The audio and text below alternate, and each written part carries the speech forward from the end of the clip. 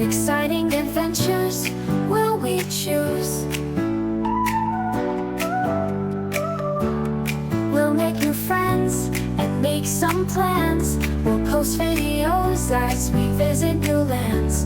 We'd love you to join us as we sail around in floating hotels of every brand. We're retired and it's time to cruise. Come and join us or watch our YouTubes. Well, this is the second last day of our 71-day DIY world cruise. Yes, it's very hard to believe that we're 70 days in, and it's been an awesome trip so far. I guess if people were wondering if we would be able to do a world cruise that's double the length of this, I'd say yes. Yeah, I would say definitely yes. We would be able to stay on ships well past the 70 days. There is a very compelling reason not to be going home right now because the weather is looking absolutely horrid by the weather reports. But unfortunately, we are going home for Christmas. Well, I don't know, unfortunately. Daniel, thank you for watching our house. And we'll be home on Christmas Eve. We've come to the conclusion, after being on the 3 ships, and for argument's sake, well over 20 days on each ship. The first cruise was 21 days, then 27, and now 18. But we would have to say, on an average of 20 plus days per ship, is that doing multiple ships like this is probably an easier way to spend more time on ships, because you do get to change yourself around. Yeah, we actually think that doing a do-it-yourself world cruise in segments has some benefits to it. Yes. You get different ships, and with the different ships you have different room styles, potentially. If you don't like one room, you might like your next room better. Right. So on this cruise, we had an inside and outside restricted view and an outside restricted view. Now, we very easily could have asked, and I'm sure there was space on this ship, we could have upgraded to a balcony, but we never bothered to upgrade to anything because we spend so little time in our room, to us it makes no difference. And besides, we do like low and in the center as a cabin because that's where your best ride is on most ships. True. Now, we've been very fortunate as we have had absolutely excellent weather. Today is the first day it's been cloudy and rainy. The seas aren't rough. They're not glass smooth, but they're not rough either compared to what some seas can be. So we've been very fortunate with the weather and very fortunate with the seas. You wouldn't be out tanning today, but the swimming pools and hot tubs are open, and the covered pool is still comfortable outside in the lounge chairs. Besides, the ice cream is still there and yummy. That's right. Another thing you might like is the different styles of how the cruises run themselves. Right. Each cruise line has a very distinct signature style, for no better way to explain it. And when you're on, as an example, Norwegian, they have a very distinct way of doing things. MSC had a very distinct way of doing things, and so does Princess. And it's by having multiple ships to go on, is you never get stuck in a rut, bored, don't know where you're going, don't know what you're doing, because the ships have different entertainment directors and different entertainment venues, so you do get to see a lot of different types of entertainment, and the passengers all interact differently with the different cruise lines as well. Something else that you get to enjoy when you take your cruise in segments is different food. Something that we enjoyed on the Norwegian ship is they had diner-style food venue that you could go to anytime, and we had chicken wings. Right. Yeah, the local was great because it was open lots of hours, early morning, late at night, so you were never stuck, especially since we do keto, we were never stuck for a protein snack. MSC had pizza at any given time. Yeah, they had pizza till at least 2 a.m. every morning, and they always had cookies available until the same time. On the Island Princess, we're finding that you are much better off to take the $15 one-time service charge for room service, because after 10 o'clock at night, 10:30 at the latest, you won't be getting anything available. They don't have bar snacks. They don't have anything other than water available at the buffet. So if you want anything, including coffee, tea, cookies, anything that would be normally free on the buffet, you have to order all that through room service. So if you And the benefit of room service on Princess is they use the medallions and they will deliver it to where your medallion is. So they don't necessarily deliver room service to your room, so you can order snacks to the card Right. room. And I was just going to say that, is that we were playing cards one night and the waitress comes in with a tray full of Coke and pop and all the rest of it and some snacks for the table 2 over from us, because they ordered room service to the card room.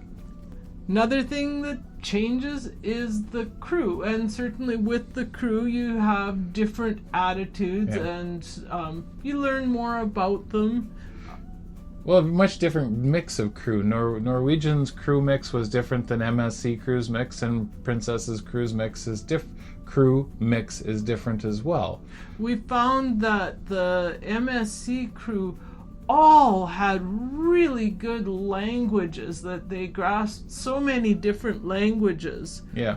Well, now we found out when doing some inquiring is that in order to do anything with MSC, they require a minimum of fluency in 3 languages, English and 2 others. I'm not sure what the specialty with Norwegian was, but holy, the cruise director had lots of energy. And Princess seems to have a little bit of the higher level, the top-notch wait staff in the regular dining rooms. Yes. Now, I don't know if it's because this is the world ship for Princess. Maybe that's why they have more experienced and dedicated staff, let's put it that way, because a lot of the staff on here has been on for a long time. Mm-hmm. Another benefit that we found by taking the 3 different ships and cruise lines is that, if you remember, when we got to Miami last time, we had a full day with a rental car to drive around and see some sights. Then, when we got over to Civitavecchia, we had... You still say it wrong, No, but that I was thought really I had close. it right. I thought I had it right. Anyways, Civitavecchia, we had 3 days to spend in Civitavecchia to visit Rome or wherever we wanted to visit a little bit, get to know a little bit better. Right, so it does give you a little bit longer at each end of your cruise to explore the area if that is the way it's booked. And now that we've done 3 days in Europe, and particularly in this case Italy, I wouldn't be, if the cruise was 10 days or a week or 14 days before we could get on another ship to come across, or even maybe 2 or 3 months, I would definitely not say no. I would be more interested in staying and doing some land travel by train. We found the trains very efficient and easy to get around on. We certainly did. And we would, you can always say, well, maybe that's a good way to explore some of those lands over there that you normally just get a snippet on a cruise ship. Like one day in a cruise port does not give you an idea of what the whole country's about, but it does give you a good snippet of the country. That's right.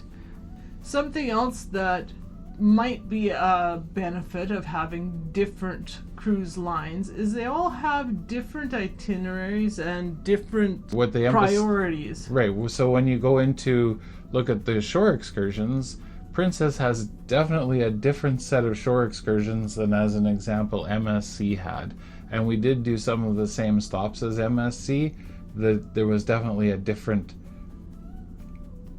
experience, let's put it that way. The shore excursions would definitely give you a different experience by what the two different ships offered. That's right. So that's a bonus of having different ships. Also, you get to meet different people. Right. It's always good to meet more people, so that's a bonus. Now, I'm not positive if this works overall, but certainly for this cruise, our per day cost overall was much lower than when you take a full world cruise. Well, that part is true, but I'm wondering if a person was to really break it down. We've looked at several of the full-length world cruises, 120 days plus, and they seem higher per day than segments would be. Like, this isn't part of the world cruise. This is leaving on the world cruise in January, starting in Miami and going through the canal to Los Angeles and on. But the reason I think that the world cruises seem more per day is they include more in the base price. The one world cruise that we looked at with MSC included something like 30 shore excursions. It included Wi-Fi. It included alcohol. So these things add into the overall cost of the cruise, and we normally don't take the additional packages like the alcohol and all that stuff in our pricing. So that could be skewing our look at it. But on the other hand, if you're not going to use the drink package or the internet or the excursions, the extra cost that you're paying for might not be warranted. So in that case, your DIY segments might be the better value. We also haven't gone to some of the more expensive ports. I understand that Asia is often one of the more expensive itineraries, and so that could be skewing our perception. But certainly it seems to me that by doing it in segments as we have, that you're actually saving money overall. Well, and that could be. I still truly think the big advantage of picking your own segments to do is that you would have more time if you wanted to spend like a week in Italy, and if you wanted to spend, maybe you want to spend a week in Florida, maybe you want to spend a week in Australia or a week in New Zealand or something like that, where you could actually plan that you would leave one cruise ship and get on another a week later or 10 days later. Of course, it all depends on how the itineraries of the ships are working and the price points of those ships to get on and off of them. Right. Now, what are the drawbacks of doing a DIY world cruise? Changing ships. You know, in the past, we've done 60 days on a single ship and had the same stateroom throughout. That was a whole bunch of back-to-back cruises, but having that single stateroom where we didn't have to pack and unpack was really a benefit in my eyes. Yes, and the other advantage to that is you keep the same room steward, so the room steward knows your habits better than probably you do, and the same wait staff, they know your dining habits better than you do too. So that's an advantage for sure to being on the same ship long term. And we were at one of their backstage kind of talks today, and Darren asked the question about how do you make sure that on a world cruise the entertainment stays fresh, because they all do the big production shows, and sometimes when you're on back-to-back you get the same production shows over and over and over. The first time or two or three they're good, but after that they start to get a little bit repetitive. Yes, and that was what we found on Norwegian in the 21 days, because everything was set up basically like a 7-day cruise, is that every 7 days it was just too much of the same shows without a big enough break to have more bigger show entertainment. So we were assured by the entertainment officer, I think that's his title, The director of entertainment. Anyways, he said that with the world cruise they actually change out the production staff about halfway through, so at maximum you would see the same production shows 3 times, and they would have a new production group come in. Yes. And they would have a lot more different standalone entertainment. And they would have totally different production shows. That was the big thing, is it didn't just change the cast and they had the same show. They changed the cast and had different shows. So that, he said, every segment was treated, because they do sell the world cruises in segments, and each segment would have a different production staff or a different set of production shows. So that was the big takeaway for me, is that when you do this type of thing by switching lines, you're doing it yourself. Each line has different shows and different production shows. When you switch lines, each line has different production shows and a different style of presenting their entertainment. So you don't run into that where you just get the same shows over and over and over.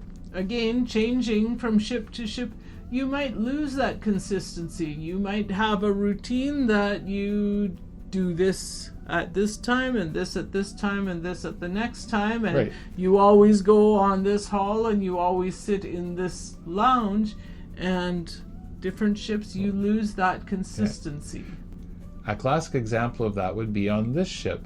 The difference between the MSC ship, we were having dinner at 5:30 to go to the show after that dinner. On this ship, our dinner is at 7:30 and we go to the late show. So that would be a classic example of having to adjust our schedule to the ship's schedule. Another drawback of having different do-it-yourself as opposed to a planned world cruise is you do have to establish new relationships, whether with new passengers that you're getting to know, or also with crew that you might have established a friendship with. So each different segment you have to make new friends, and that might be difficult. We were very fortunate, as a lot of the people from the original Encore ship transferred over and went to Europe on the MSC ship. Lots of the ones from the MSC ship transferred over 300 of them, onto the Island Princess. So we always had a lot of familiar faces.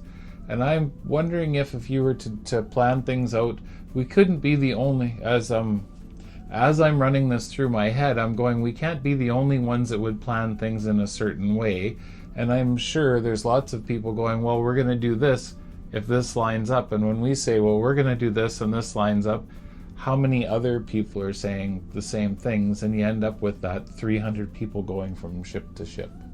Probably more if the ships arrive and depart close to the Correct. same time, not Yeah. about a month apart. Yeah, I but would totally agree with that. As long as they're like this a few days apart, I would think that a lot of people are using the ships for transportation back and forth. I was truly amazed to find out how many people on these long cruises were doing different segments all over the place based on back-to-back long itineraries. This is so much fun and so interesting to me. Yes, that's for sure.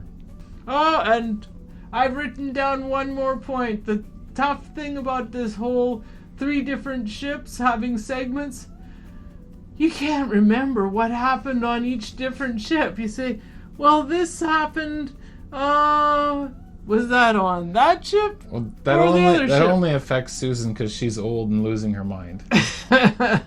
Doesn't affect me at all. I have crystal clear memories and exactly could tell you when everything happened. That's not true.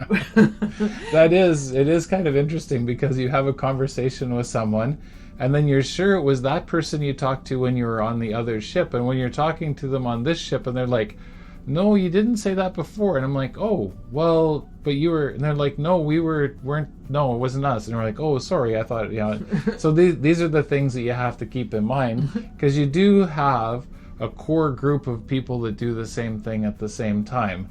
And we happen to have a fairly large group of people. There's probably 14 to 16 people that we see daily 3 or 4 times a day at different events that we're at.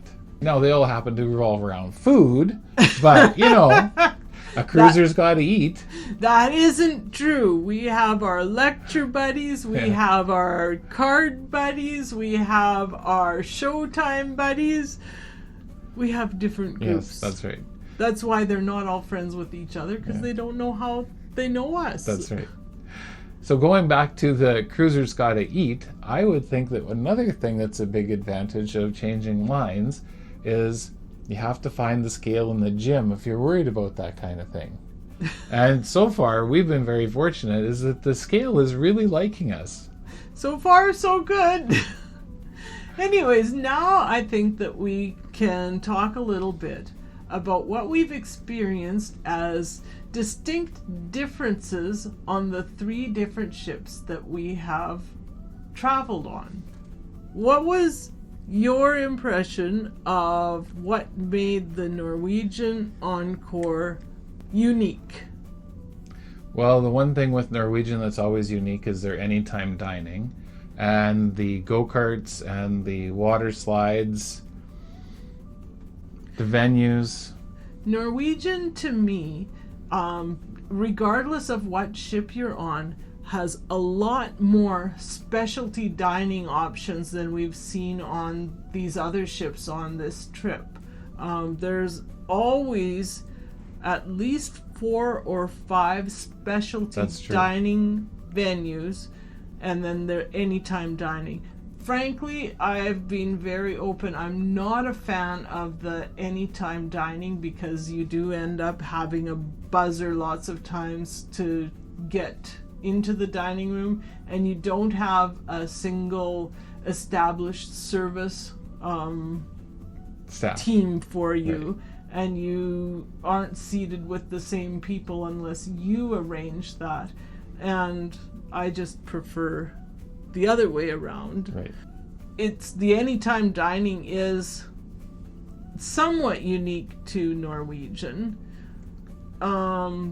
Definitely a younger crowd overall. The ship is designed for younger people. Yes, and the other part we have to always remember is that ship was designed totally for a 7-day cruise experience. It's definitely, the whole ship is designed for short itinerary cruising, where the other ship, especially the Island Princess, it was all designed for long distance and long-term travel. Now, something I like about Norwegian, I think that their Latitudes rewards program is definitely the best of the ones that we've had.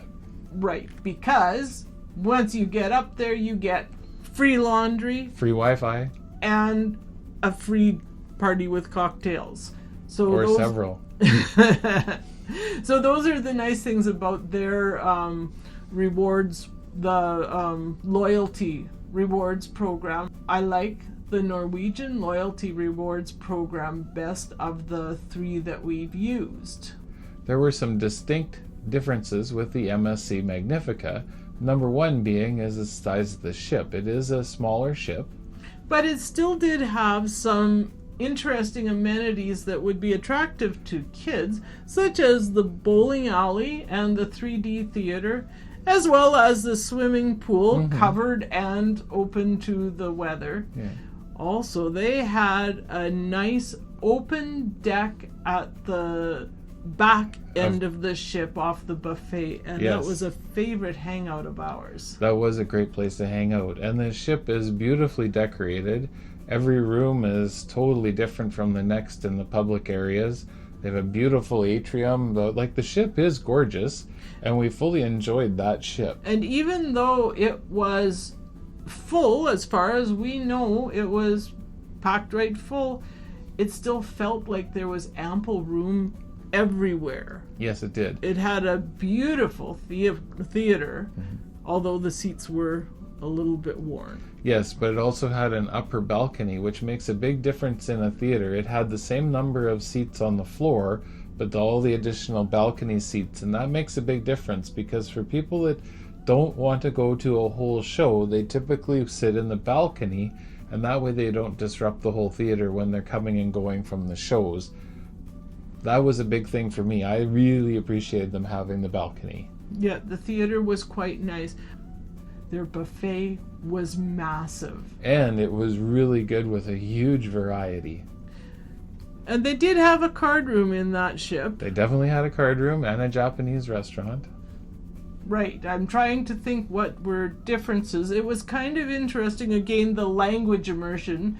You had all of your announcements. Yes, some of the people on the ship... multiple languages. Yeah, as per typical, some of the people on the ship complained of having to listen to the announcements in 6 languages, but once you heard your language, in our particular case English, I really didn't pay attention. But you do hear a lot of people talking in all different languages, and the staff, as I said, we found out it was it's a prerequisite to have English and 2 languages to work with MSC. So it was very neat to immerse yourself in European culture on the ship going across, and which prepared us, I think, better for our land stay on Italy, or in Italy. Possibly, and now I don't know if I've mentioned to anyone here, I really enjoy Duolingo. That's my language learning app. And I have been taking French and Spanish. And for me, it was really interesting when they did the announcements in English, and then Spanish would be one of the languages as well as French. And I could hear how the languages were saying the same thing with the different words. So I thought that was really beneficial to me in my attempt to learn languages. Right. Not very good. One thing with MSC, we found that the pricing on their excursions was quite a bit lower than the other cruise lines. And really pretty much anything. The drink Right. packages were a lot less expensive, and the Internet. internet, all of the extras that you do have to pay for were less expensive on MSC, even up to and including the hotel service charges, the daily gratuities. MSC charged a lower rate than the other 2 lines we were on. The biggest shock we had with MSC was arriving at the port to get on the ship in Miami, and we were in our room in record speed. We've never had that fast of a check-in process. I have to say, they seem to have the most efficient embarkation and disembarkation process. Well, other than when people were getting off in Rome. The people that chose to get off in Civitavecchia instead of going all the way to Genoa had huge delays because of immigration. And that was just because they kind of altered their end point, I think. They weren't happy. Yeah, I don't know exactly what it was, but it had nothing to do with MSC, and it was immigration for Italy that was the problem. But we, as far as our experiences for embarkation and disembarkation, MSC hands down is the best we've experienced. Super smooth, like extra creamy peanut butter smooth. It was just like same with getting off the ship, with just like that. We were off the ship and on the pier and through the terminal, and it was really fast. Like no holdups, no headaches, no hassles. It was really good. And apparently MSC is building a new cruise port in Miami. That's right. They're going to have their own dedicated terminal in Miami. So that'll be something to look forward to. Now, let's talk about what's different about the Island Princess. The Island Princess is the only one of these 3 that has an afternoon tea. Yes. On sea days, we've been enjoying the afternoon tea, and even though it's not keto friendly, it is an opportunity for us to meet a lot of new and special people. Right. People that we normally wouldn't see in our, as we had mentioned earlier, course of travels around the ship and all the different things that we do.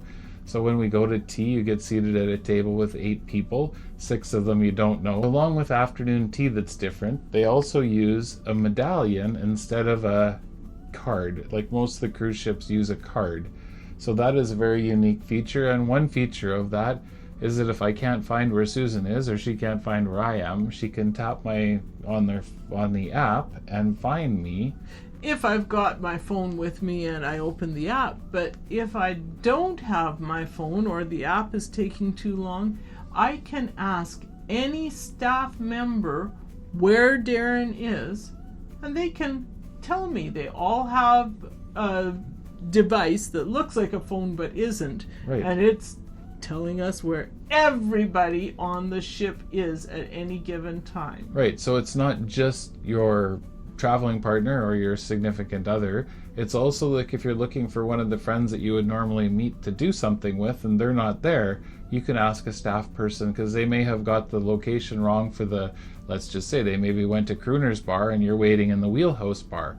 So you can ask them and they'll be able to tell you, no, they're at the Crooner's Bar, and then you can walk over to the Crooner's Bar and find them. I find the Princess ship is set up really easy to navigate, to get around. Oh, absolutely. It's one of the easiest. There's very few places that you can't get here from there, Right. or whatever. And it is the smallest ship in the Princess fleet, and it is very nice to get around on. It makes cruising so much easier. Now, we mentioned the Princess app. The Princess app is pretty cool, and you can do a lot of booking and a lot of extra things with the app. Instead of having to go see someone at a desk and book things through someone, you can do it yourself on the app. So the app for Princess is pretty good, but it does take a while to load. Right, and the other cruise lines did have apps as well. But MSC's app was marvelous. Yeah. I'm not sure that you could do quite as many things, and they certainly didn't have the tracking, but Right. they did have a chat feature. Right. Norwegian will not talk about their Yeah, we app. won't talk about their app. Anyways, each ship was unique. There were certainly things that we liked about all of them, and things that if we would be given the opportunity to cruise on any of those lines in the future, I don't think there would be any reason to choose one over the other. No, I would choose each one equally. It would make no difference. It would only be pricing and itinerary. Absolutely. That's what we've experienced so far on our 70 days of our DIY world cruise. We loved it. Yeah, hard to believe we're coming to the end. Bye now. Bye now.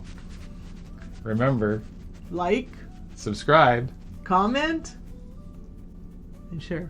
That's right. We're retired, it's time to cruise. Where will we go next? What will we see? What exciting adventures will we choose? We'll make new friends and make some plans. We'll post videos as we visit new lands. We love you to join us as we sail around in floating hotels of every brand. We're retired and it's time to cruise.